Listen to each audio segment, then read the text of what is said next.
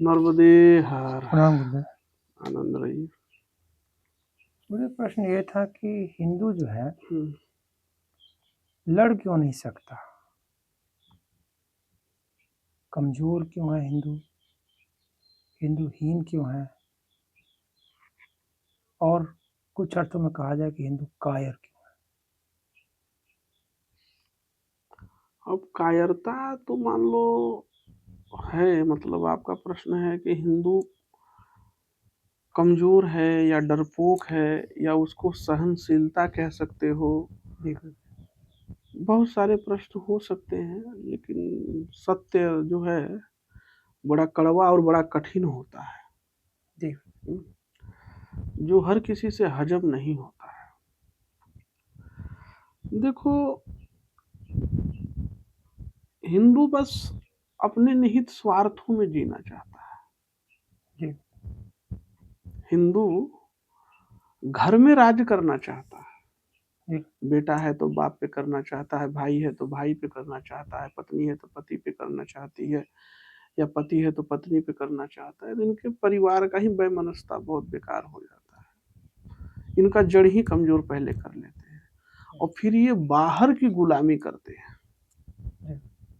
जी लेकिन और लोगों में ऐसा नहीं है। और लोग क्या है कि घर की गुलामी स्वीकार कर लेंगे, संगठन रहेगा, पहले जड़ मजबूत होगा, फिर और लोग उनकी मजबूती होंगे, क्योंकि आज का ताकत जो है ना संगठन में है। जिसका संगठन जितना मजबूत है, जितना ज्यादा है, वो इसी का नियम उसी का रूल से चलेगा। ठीक है।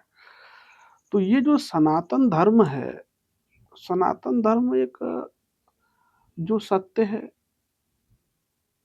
वही सनातन है। जी तो सत्य है ईश्वर, ईश्वर का दिया हुआ है धर्म है। यहाँ सबको स्वतंत्रता दी गई है।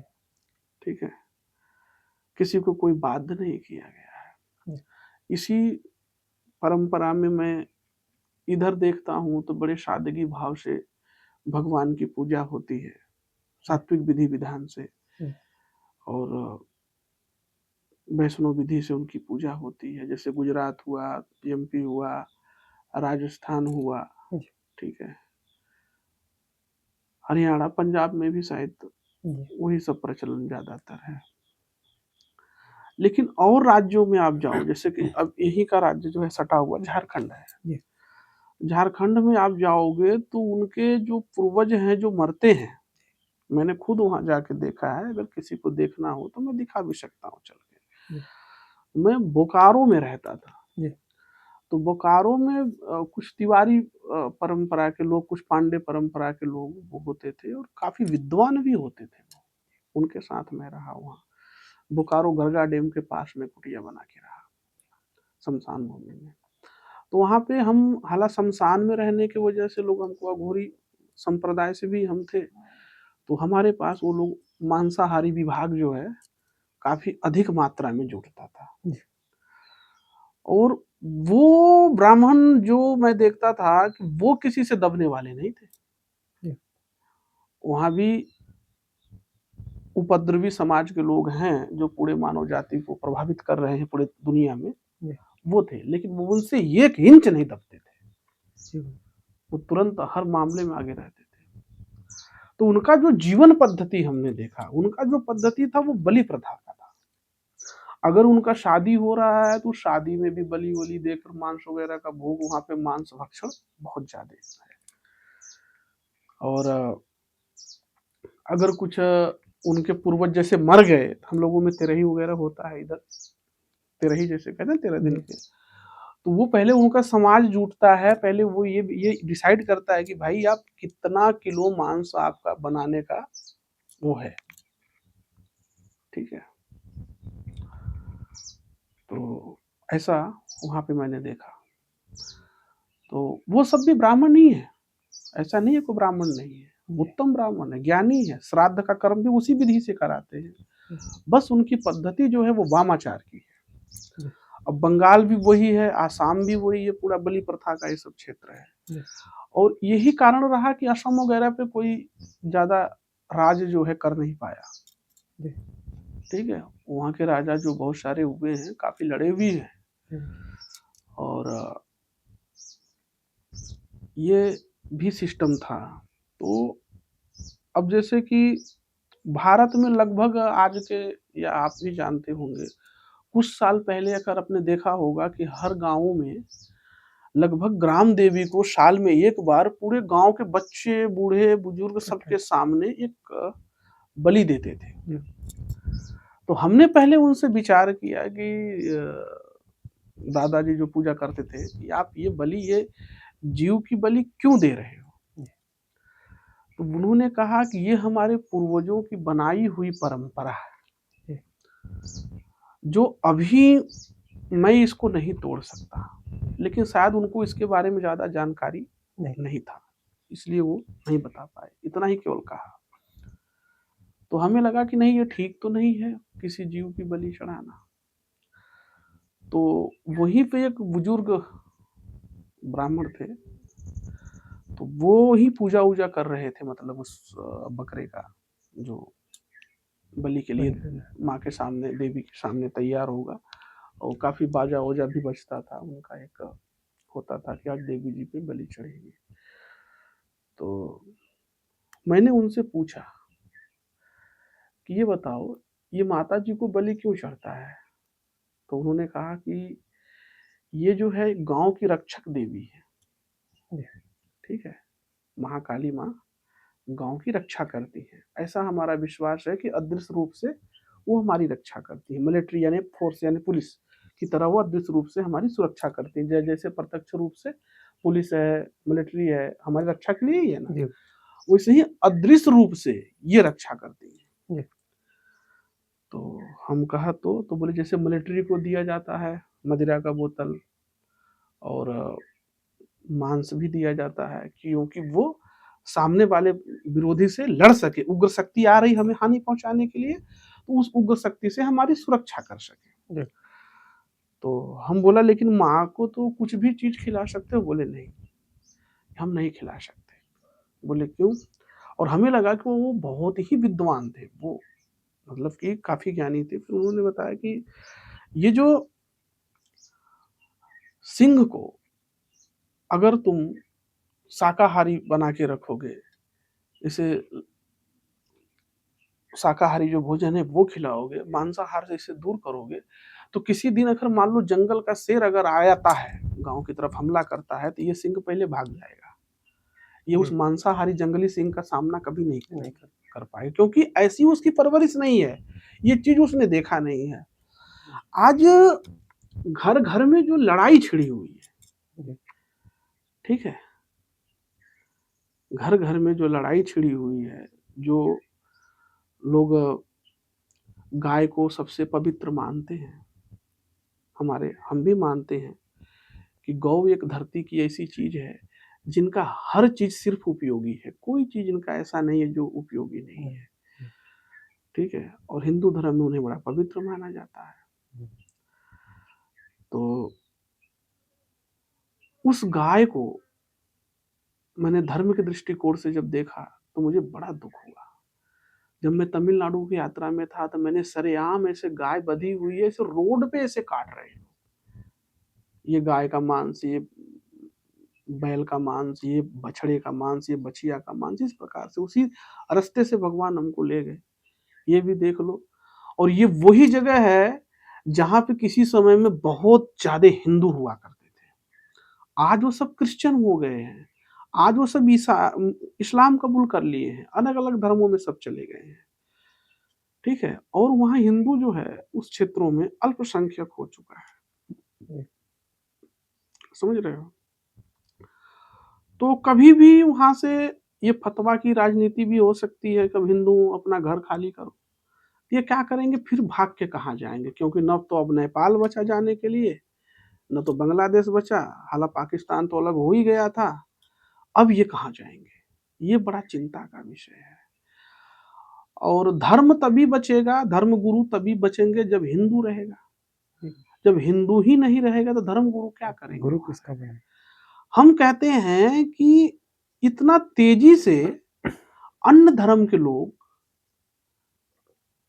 अपने संप्रदाय को बढ़ा रहे हैं, हालांकि धर्म तो नहीं कहेंगे, मजहब कहेंगे, बढ़ा रहे हैं। और जो धर्म है वो अकेले खड़ा पड़ा हुआ है, उसके साथ सिर्फ एक ही पैर है, वो भी हाथ जोड़ के खड़ा हुआ है, अहिंसा परमो धर्म कह रहा है। लेकिन उसी बुद्ध सिद्धांत को जिन्होंने अहिंसा परमो धर्म का नारा दिया, विराथू ने हथियार उठा लिया म्यांमार में, तब जाकर अगर वो अहिंसा परमो धर्म का अगर विचार रखता तो क्या आज इन नरपिशाचों से उसकी मुक्ति होती, उसके देश की? रोहिंग्या मार देते उनको। हाँ, रोहिंग्या उनको मार देते ना। तो आज उन्होंने शस्त्र उठाया, और वो इसलिए उठाया क्योंकि बुद्ध में कई मत हो चुके हैं, उसमें हीनयान भी है, महायान भी है, वज्रयान भी है। तो वज्रयान जो है वो बलि प्रथा को मानता है, नागार्जुन का नाम सुना होगा आपने, वहां से चलता है। तो वो लोग मांसाहारी लोग हैं, बलि भी चढ़ाते हैं।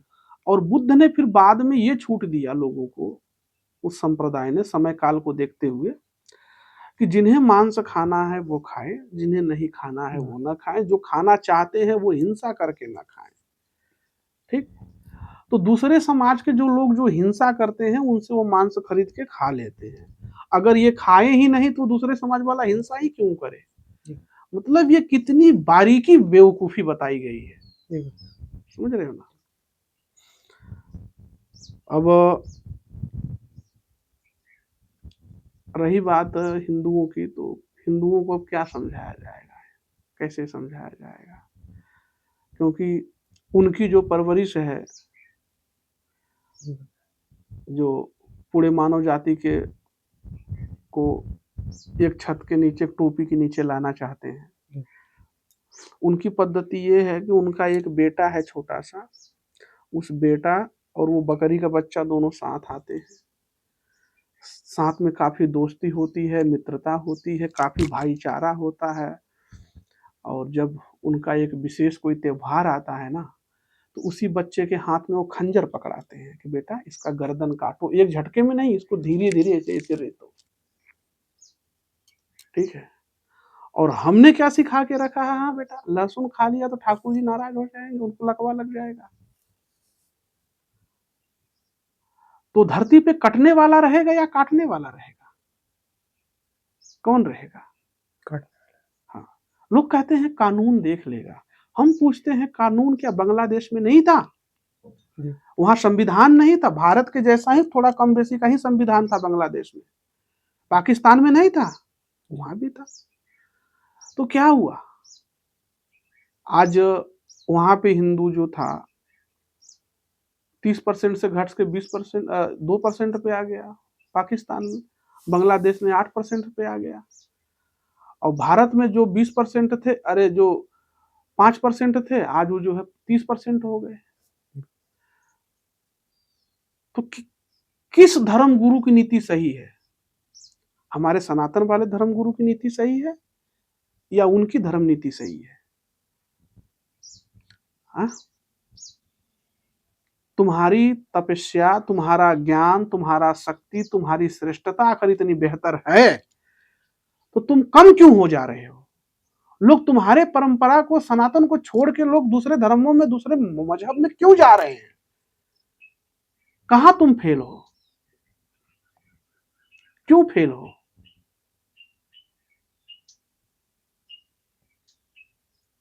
और रही बात शाकाहार, क्योंकि शाकाहारी के भाव से मांसाहारियों से वो दूर हो जाते हैं। लेकिन हमारे ये नर्मदा माँ का फोटो देखो, इनका वाहन मगर है, मांसाहारी है। समझ रहे हो ना? माँ दुर्गा का वाहन देखो, सिंह है, वो भी मांसाहारी है, स्वाभाविक मांसाहारी है, स्वभाव से मांसाहारी है। भगवान विष्णु का गरुड़ है, वो भी मांसाहारी है। यहां तक कि भगवान के सेना का जो नेतृत्व करने वाला था, जामवंत, ऋक्ष भालू था वो। और भगवान के साथ जो लड़ने वाले जो नर बानर सब करी लड़ाई, जो चौपाई आती है ना, नर बानर, नर मतलब होता है जो नगर में रहने वाला मनुष्य है, वो नर कहलाता है। और बानर मतलब होता है जो वन में रहने वाला मनुष्य है, वो बानर कहलाता है। और वन में रहने वाला मनुष्य जो है शाकाहारी हो नहीं सकता, बहुत कम, इक्का दुक्का कहीं होगा अपवाद बस, या कोई साधु वधु होगा, साधना वधना के मार्ग में होगा तो सतोगुणी भाव से वो हो सकता है, होता है। ठीक है, बुश फौज ने लड़ा था, बुश सेना ने लड़ा था रावण के साथ। ठीक है, और दूसरा युद्ध देख लो, महाराणा के प्रताप के साथ, जो बड़े अच्छे महान शुद्ध सादगी वाले लोग थे, वो सब जहां पनाह के पनाह सब स्वीकार कर लिए थे, लेकिन उसने कहा कि हमें इनसे कोई उम्मीदें नहीं है, तो भीलों के पास गए, वो जो भील है, जाकर उनसे जो है संधि करी, और भीलों ने महाराणा प्रताप का साथ दिया था इस तरह से जिस तरह से भगवान राम का साथ दिया था वानरों ने। ठीक है, और उस छोटे से राज्य को एक सम्राट जो है गुलाम नहीं बना सका। समझ रहे हो? और ये भी बात देखो, जब रामचरितमानस में ही जब गरु ये जो माता जी का हरण होता है, रावण जब लेके जा रहा होता है, ठीक है, तो वो चिल्लाती है, जैसा सीरियल में देखे होंगे, रामचरितमानस में भी लिखा तुलसीदास जी ने, तो उसमें लिखा है कि जो है मुझे बचाओ, सबसे पुकार लगा रही है, मुझे मेरी रक्षा करो भगवान। तो वहां पे कोई उसकी रक्षा करने के लिए कोई शाकाहारी पक्षी नहीं आता है, वो मांसाहारी गिद्ध होता है, जो जानता है कि हम लड़ेंगे तो मरेंगे और मारे जाएंगे, फिर भी वो उस समय अपना धर्म वो समझता है कि हमारा धर्म है किसी अबला की रक्षा करना। वो रावण जैसे योद्धा से युद्ध करते हुए मारा जाता है, वीर गति को प्राप्त होता है, भगवान राम आते हैं और उसको जाकर जो उद्धार करते हैं। हाँ, शाकाहारी भी तो पशु पक्षी बहुत थे, तो क्यों नहीं आए? तो जो युद्ध करने वाला जो व्यक्ति होता है, जो लड़ने वाला होता है, जो ताकतवर होता है, वो ज्यादातर मांसाहारी ही पाया जाता है। समझ में आई? और दूसरा, तो कहां से अब लोग, अब किसी एक गृहस्थ का परिवार है, सब जो है एकदम बिना लहसुन प्याज छोड़ दिए, लेकिन वो रह कहां रहे हैं? रह रहे हैं जहां ऐसे लोगों के बीच में रह रहे हैं जहां गाय मांस का डेली भक्षण होता है, जहां हजारों गायों को काटा जाता है, हजारों लोग गाय को खाते हैं, बकरा खाते हैं, भैंसा खाते हैं, ऐसे पिशाचों के बीच में वो रह रहा है, तो कब तक सुरक्षित है उनसे? कब तक सुरक्षित है?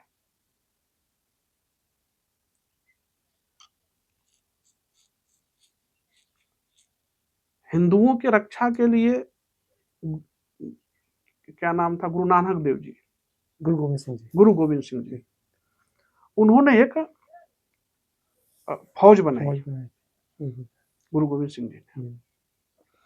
क्या वहां पे, आप तो पंजाब के रहने वाले हो, क्या सिखों में जो बलि चढ़ता है, जो काटते हैं, क्या उसमें जायज है या नाजायज है? झटका उनके लिए जायज है ना, क्योंकि वह एक फौज थी धर्म के लिए लड़ने के लिए। तो जब तुम हर घर के लोगों को यही मतलब पाठ पढ़ा दोगे ब्रह्म ज्ञान आत्मज्ञान का, तो संसार का क्या होगा? और संसार में हर व्यक्ति उस स्तर तक नहीं पा सकता। मैं ये नहीं कहता कि हर किसी को मांस खाना चाहिए, लेकिन जो खा रहा है उसका विरोध भी नहीं करना चाहिए, जो नहीं खा रहा है उसकी अपनी स्वतंत्रता है, मैं नहीं कहता किसी को। और ऐसा भी नहीं है, वामाचार पद्धति में बड़े बड़े साधक हुए हैं, अघोराचार बाबा कीनाराम जी हुए हैं, रामकृष्ण परमहंस देव जी हुए हैं, बामा खेपा हुए हैं, तौलंग स्वामी हुए हैं, एक एक से साधक हुए हैं, उसमें एक एक से सिद्ध भी हुए हैं। तो भगवान को हमारे खान या पान आहार से कोई लेना देना नहीं होता। अब चलो, संपूर्ण शरणागति अगर आपने कर दी, भगवान अब आप ही हो जो हो, ये होती है संपूर्ण शरणागति। आप जो दोगे मैं वही खाऊंगा, हर रूपों में आप ही हो, ये भाव आपका बन गया। अब भगवान ने किसी विधर्मी का को प्रेरणा देकर भेजा कि भैया ये मांस खिला दो बाबा को, तो वहां पे क्या करोगे आप? किसकी मान्यता को तोड़ोगे? ये मान्यता आपकी ही बनाई हुई है, जी। ठीक है? तो क्या करोगे वहां पर? भगवान को आपको उसके रूप में भी देखना होगा। तो ऐसी बड़ी बार कहानियां आई, ऐसे भक्तों की परीक्षाएं भी हुई हैं।